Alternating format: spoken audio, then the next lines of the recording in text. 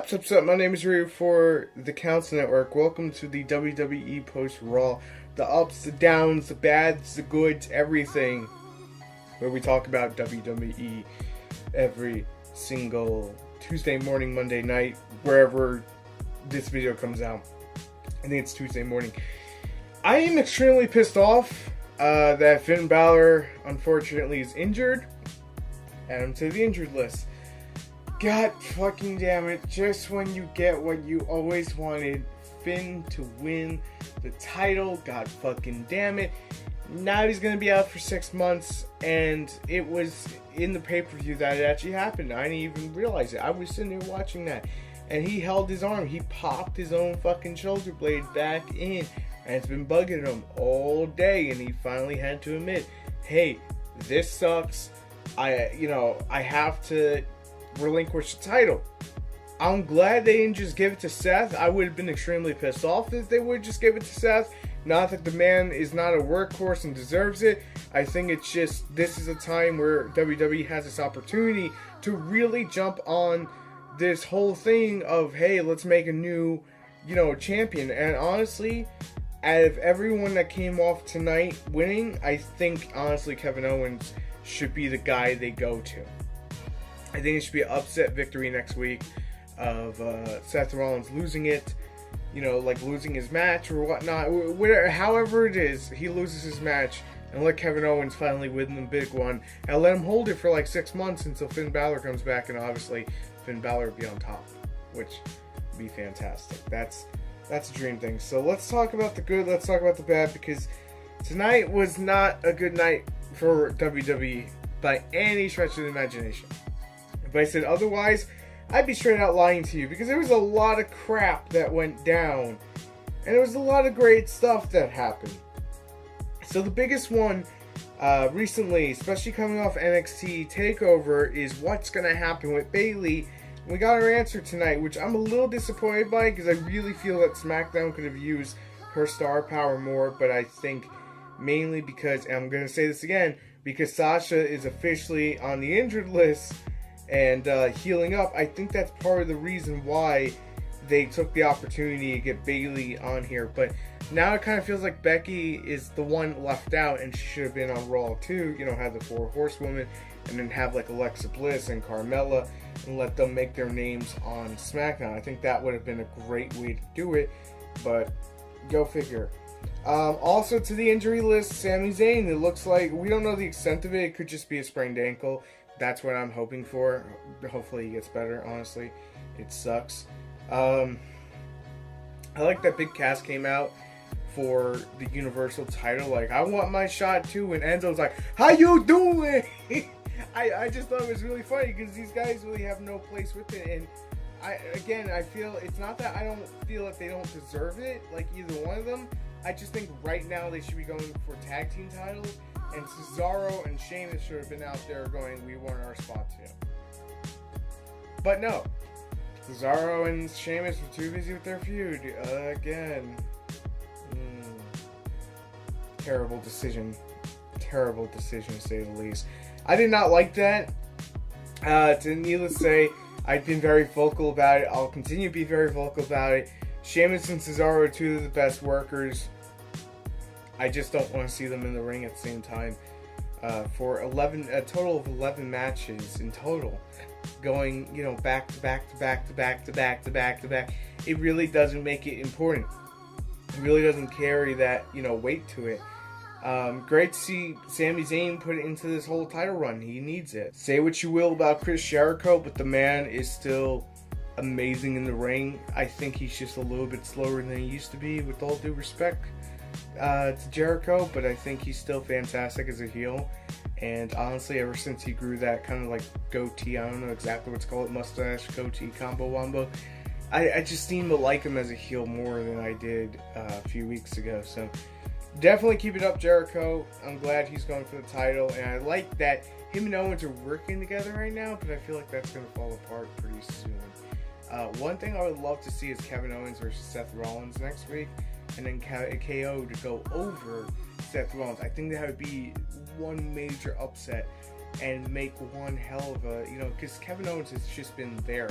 And it's kind of like the Dean Ambrose situation where you have this opportunity right now that the fans are going to be accepting it. They're expecting Seth Rollins, and if you go the other direction, give them something they're not expecting that they want, I think it's an opportunity to really jump on. But I've been talking so much about the Universal title. I think we're going to start talking about something else. Bayley, she debuted. I went nuts. I still want my hug. I could use a hug, just saying. It's kind of a depressing week for me. In all seriousness, Bayley debuting on the main roster. Finally. God damn it, finally. Charlotte being a heel, she don't want to like give her the title match. You know what's going to happen. And she beat Dania Brooke. Sorry, I can never say Dania Brooke properly. I think it's the Italian in me or a little bit of a New Yorker in me. I don't know which one it is, but one of them kind of cockblocks it. So sorry, I know it sucks. But Kevin Owens beat Neville to get his spot. Kind of saw that happening. The New Day, I don't really know where I kind of want to stand with the New Day right now. It's not that I don't like them. I think they're the most over tag team, but I'm just ready for new tag teams. Seeing Big Cass beat Rusev though, that was actually surprising. Kudos, Raw. Kudos. Roman Reigns is Chris Jericho. I really thought Chris Jericho was going to win that, and then Roman Reigns, beat him. Okay. Maybe Roman Reigns will be in the final match. I highly doubt it, but you never know. I don't think he's ready to be a champ again. It's not that he's not ready. I think the fans are not accepting him to be ready. Because say what you will, he has only got 4 moves and all that shit. He's a good worker. Regardless of anything, he puts on good matches. And I think when he's booked right, and he's not kind of forced down our throats, I think he's a great wrestler. Not the best wrestler, but I think he's a lot better than what people are making him out to be, completely honest. Luke Gallows, Carl Anderson beating the crap out of the Dudley Boys. Kind of felt out of place, to be completely fair. Dudley Boys supposedly retiring. I heard rumors that we're getting Bully Ray, which would be nice, but at the same time, I just don't know how to really feel about it, because they made this whole big thing about the Dudley Boys being over. And they'll probably do solo careers, maybe. I don't really know. I think I said this. I kind of want the Dudley Boys to win one more championship and then hang it up and be like, okay, we've done everything. But I think that was kind of expected, and that's why WWE didn't go with it. Titus O'Neil and Darren Young, someone just get me some coffee, because this is putting me asleep so fucking badly. Here's my problem. It's not that I don't like either one of these guys. I think the whole thing with Darren Young, first of all, he was never great. He was okay at best.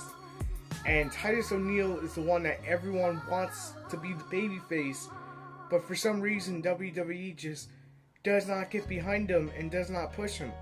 And it's so stupid, because it's like, I'm not hating on Roman Reigns when I say this. Roman Reigns has the look. Batista had the look. Orton's had the look. Cena's had the look. Titus O'Neil had the look. He's got some good talent. So probably after he heals up, they'll actually bring him to the main roster. So technically he's on the whole thing. They announced that the Cruiserweights will be arriving on September 19th. Again, the way Raw has been going, it just kind of drags on way too long. I don't know. Maybe that extra hour will finally come in use with, the Cruiserweights. I don't know what really to say. Who's going to be a Cruiserweight and who's not? Kalisto's a perfect fit for Cruiserweight and should be winning a title. At some point, he needs a Cruiserweight championship. I think he's perfect for it, in all seriousness. Braun Strowman, squash match, put me asleep. I'm sorry. I'm not impressed by Braun Strowman, because it's a squash match. It's nothing really new. It's like he comes out there, here's Johnny Knockout. Johnny Knockout went sleep. And that was the end of that. So it's kind of pointless. Dudley Boys, I think they're done for now. But the Shining Stars, please, someone in WWE, repackage the Shining Stars or just let them go. I'm sorry. I don't like to be that guy that says, hey, I hope that guy loses his job. But honestly, the Shining Stars are some of the most boring freaking wrestlers on the roster right now. And literally, I think Eva Marie's more impressive at the moment for me because at least I can hate her for an actual reason. These guys, I don't even hate. They bore me to death. You know? When they were the luchador guys, you know, with the little bull, they were more entertaining. They didn't do shit either then, but they were more entertaining than they are now. Yeah, those are the same guys, in case you didn't know. I feel like Carl Anderson and Luke Gallows are finally gonna start getting that proper push. They need to stop using the whole gimmick and just make them a dominant monstrosity of a force. I think that's what they need to do. They need to book them like they did with Rusev, the first go around for Rusev. I think if you do that, I think it'll be perfect. I really feel as that is going to be the way to really do it.